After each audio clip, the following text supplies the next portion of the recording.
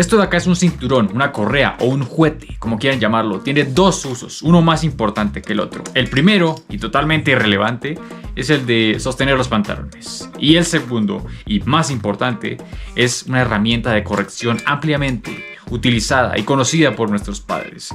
Tal vez los de esta generación no conozcan qué es esto, cuál es el principal uso de esto, así que yo se los voy a decir. Y es que ser padre o madre pues no es nada sencillo.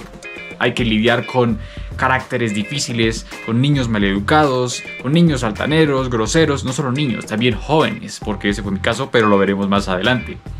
Y en ese contexto los padres tienen que entrar a vigilar, a controlar y a corregir. Y es justo de ese último tema, de la corrección, en donde entraba este muchacho. Digo entraba porque no sé si aún se siga usando a este muchacho para ese fin. Lo digo porque a mí me tocó y a las generaciones pasadas también les tocó. No sé ahora. Y también tenemos que ser honestos. Hay tipos de padres, hay padres de padres. Hay unos que les da absolutamente todo igual. Haga o no haga su hijo, le da igual. Está el padre permisivo, que es el que, aunque sabe que las acciones de sus hijos no son las correctas y no son las adecuadas, no hacen absolutamente nada para corregirlo. Y está el padre estricto, el padre que realmente se preocupa y se toma muy en serio el papel de corrección y de educación de sus hijos. Y a ver, analizándolo desde mi perspectiva, viviendo en el campo y teniendo padres que son del campo, pues el contexto es bastante diferente por su crianza, por su educación y por el entorno en el que tuvieron que desarrollarse. Ahora, conmigo fueron bastante suaves si lo comparamos con lo duros que fueron con mi padre o con mi madre, o con lo duros que fueron con mis abuelos, y ni siquiera pensarlo con mis bisabuelos, porque en esa época ni siquiera se podía chistar una palabra, no se podía intervenir en cualquier conversación porque ya era una falta de respeto, y ya esta cosa entraba en acción sin razón alguna para hacerlo. Sí, como te estaba contando, ya tuve mi hijo número 16. ¡Oh! A ganarle a Diomedes, amigo. ¿Y quién es Diomedes? Hola.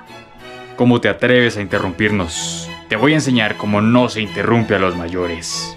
En mi caso personal, este muchacho fue usado en ocasiones muy específicas, solamente cuando me portaba mal, porque de hecho yo fui un niño y un joven con un carácter bastante fuerte y bastante rebelde, por decirlo así.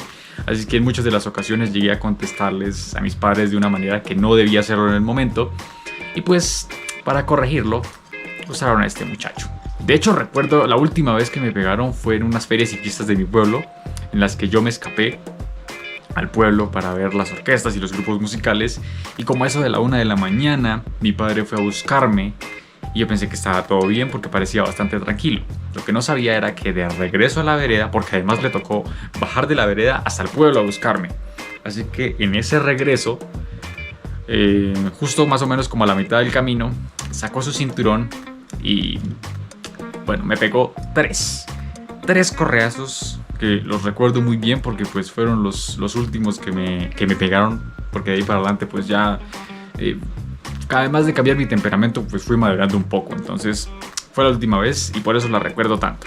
Y es que ahora, ya que lo pienso, cuando uno crece en este contexto de tener padres estrictos, uno desarrolla ciertas estrategias, ciertos métodos para burlar las prohibiciones, las reglas. Entonces, la clásica y la que todos aplicamos, ya sea en el campo o en la ciudad, es la de hacernos los dormidos aunque tengamos el celular ahí con el juego prendido a las 12 de la noche. Pero una que sí es muy específica de acá del campo es que nosotros aprendemos a escuchar los pasos y no son los pasos de los zapatos, sino los pasos de las botas, que además suenan más duro.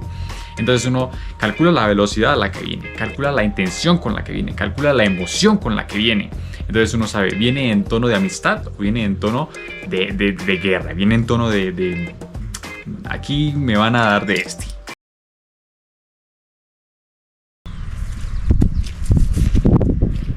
Pasos ligeros, sin correa a la vista, expresión normal. Conclusión, no va a haber una juguetera.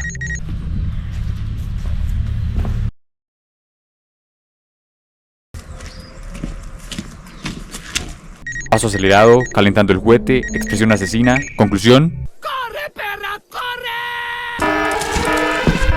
Entonces uno sabía más o menos y uno creaba la estrategia para bajar el ritmo, para bajar los decibeles de la conversación o para salir corriendo. Que a propósito de salir corriendo es una de las ventajas de vivir acá en el campo, porque cuando a uno le iban a pegar, uno podía salir a correr a campo libre y subirse a un árbol, trepar la cerca o irse 3 kilómetros más lejos de la finca de donde está uno.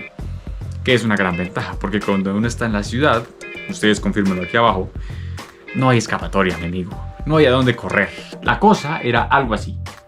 Así, pues entonces vaya, hágalo usted. No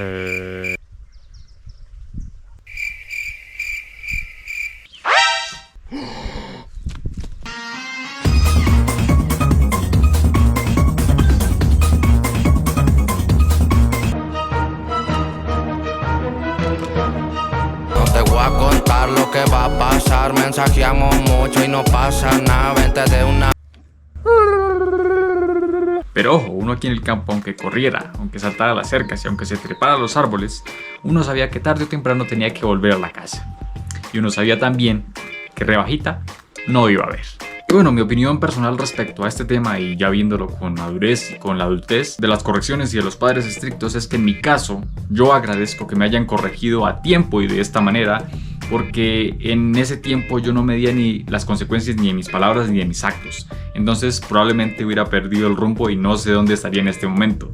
Entonces, además que esa fue la época que me tocó vivir a mí. Y esta fue la principal herramienta de corrección de esa época. Y sí, eran métodos algo drásticos, un poco duros, pero fue la época que me tocó vivir a mí. No sé ahora, no sé cuáles sean los métodos de ahora, porque como todo avanza, la humanidad avanza, la tecnología avanza, imagino que los métodos de corrección también.